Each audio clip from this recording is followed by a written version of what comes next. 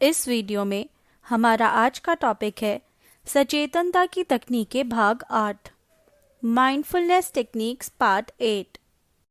Mind jar यानी कि मन एक जार या बोतल की तरह, ब्रेन हाउस यानी कि दिमाग एक घर की तरह, एंड साइलेंस बिटवीन थॉट्स यानी कि विचारों के बीच में खामोशी या शांति।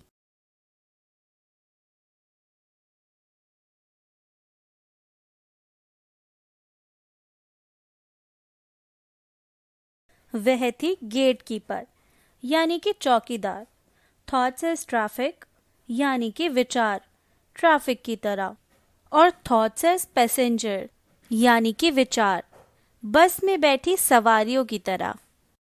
आज हम अपनी माइंडफुलनेस यात्रा को और आगे बढ़ाते हुए माइंड जार यानी कि मन एक बोतल की तरह, ब्रेन हाउस यानी कि दिमाग एक घर की तरह, और साइलेंस बिटवीन थॉट्स यानी कि विचारों के बीच में खामोशी के बारे में जानेंगे।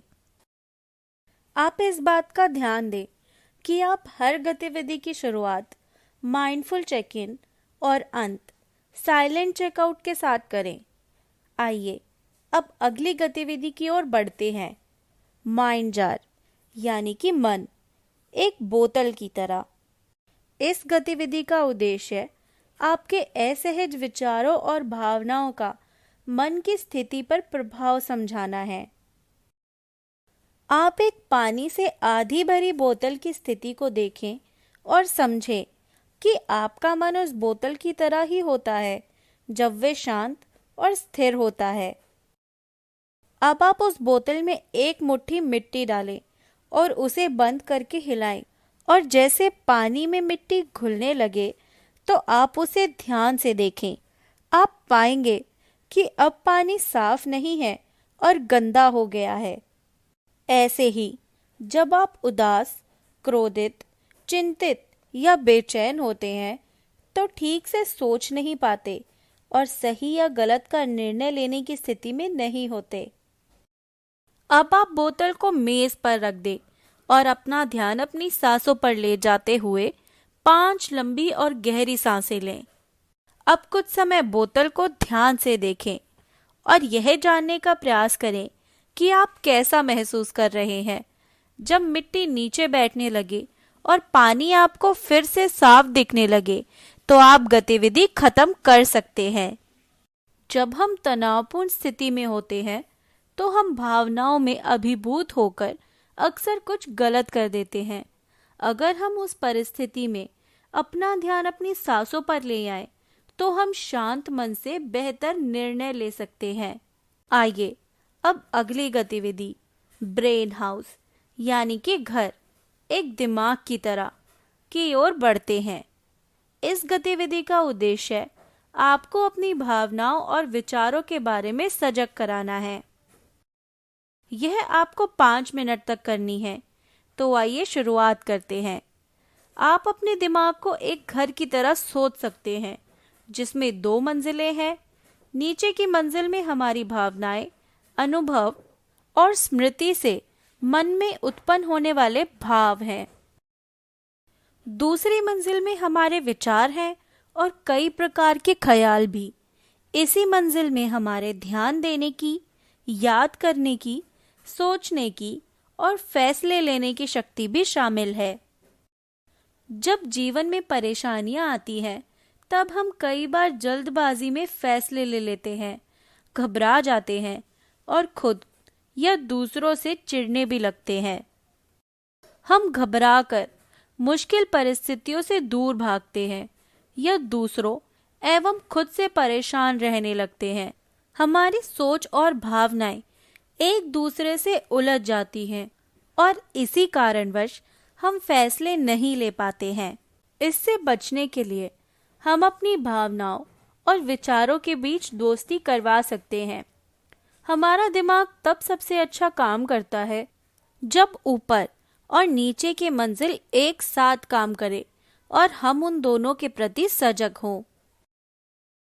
माइंडफुलनेस के द्वारा हम इन दोनों मंजिलों की दोस्ती करा सकते हैं। आइए अब अगली गतिविधि साइलेंस बिटवीन थॉट्स यानी कि विचारों के बीच में खामोशी या शांति की ओर बढ़ते हैं। इस गतिविधि का उद्देश्य आपको अपने विचारों के बीच के खाली स्थान के प्रति सजग कराना है। इसे आपको 5 मिनट तक करना होगा। आइए शुरुआत करते हैं। पहले आप एक आरामदायक स्थिति में बैठकर अपने कंधों को ढीला छोड़ दें और एक लंबी गहरी सांस लेकर अपने मुंह से उसे धीरे धीरे छोड़ें। अगली सांस के साथ अपनी आंखें बंद कर लें और अपने वातावरण के लिए सजग हो जाएं। अपना ध्यान वातावरण से आने वाली आवाजों पर लेकर जाएं।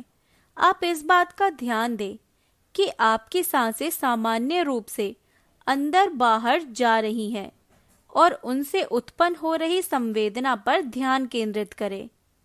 अब अपने विचारों के प्रति सजग हो जाएं और मन में आने वाले हर एक विचार को गिनना शुरू कर दें और ध्यान रखें कि किसी भी विचार पर अमल न करें। बस उन्हें गिने और उनके बारे में सोचे बिना ही उन्हें छोड़ दें। अगर आप विचारों की गिनती से कभी चूक जाएं, तो गिनना फिर से आरंभ कर सकते हैं। ऐसा करते हुए जब आपको लगे कि अब मन में कोई नया विचार नहीं आ रहा है, उस क्षण आप शांति से बैठ जाएं। आज हमने माइंड जार यानी कि मन एक जार या बोतल की तरह, ब्रेन हाउस यानी कि दिमाग एक घर की तरह और साइलेंस बिटवीन थॉट्स यानी कि विचारों के बीच में खामोशी के बारे में जाना। आज की वीडियो के साथ हमारी माइंडफुलनेस की सीरीज का अंत होता है। जैसा कि हम आपको इस सीरीज की शुरुआत में बता चुके हैं, माइंडफुलनेस की गतिविधियों के अभ्यास के अनेक फायदे हैं। इन गतिविधियों के नियमित अभ्यास से पढ़ाई के दौरान ध्यान बनाए रखने में मदद मिलती है। शिक्षक की बातों को ध्यान से सुनने में मदद मिलती है। स्कूल में या घर पर पढ़ाई करते वक्त पढ़ाई पर फोकस बनाए रखने में मदद मिलती है। इनसे हमारे सोचने समझने की क्षमता और स्मरण शक्ति में भी सुधार आता है। इन गतिविधियों के पढ़ाई के अलावा भी कोई अन्य काम करते समय उसमें ध्यान लगाए रखने में भी सहायता मिलती है। हर वक्त सजग रहने की क्षमता भी बढ़ती है। बात करते वक्त, खाते वक्त या कोई और कार्य करते वक्त यह ध्यान रखने में भी मदद मिलती है कि हम कुछ गलत काम या कुछ गलत बात तो नहीं कर रहे हैं। हमें आशा है कि हमारी बताई हुई गतिविधियों का आप नियमित रूप से अभ्यास करेंगे और उनके अनेक लाभ का आनंद अपने जीवन में उठा पाएंगे। धन्यवाद।